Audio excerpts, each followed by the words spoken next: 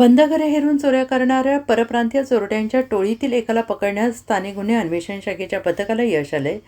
गबली छत्तेसिंग आदिवासी, वय वर्ष 22, राहणार चोपडा तालुका साईनगर, जिल्हा पन्ना, मध्य प्रदेश असे या चोरट्याचं नाव आहे. त्याच्याकडून चांदीचे दागिने 2 दुचाकी जप्त करण्यात आलेले आहेत. त्याचे 3 साथीदार अंधाराचा फायदा घेऊन पसार झाले आहेत.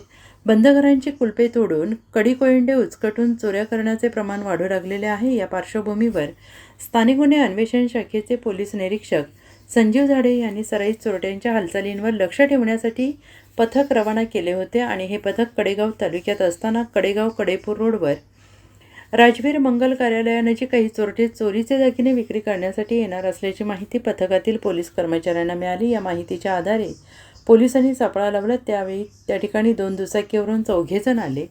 पोलिसांनी त्या 4 पकडण्याचा प्रयत्न करतात. त्यापैकी 3 जण दोन्ही दुचाकी तिथेच टाकून अंधाराचा फायदा घेऊन पसार झाले. तर गबली आदिवासी हा संशयित पोलिसांच्या हाती लागला.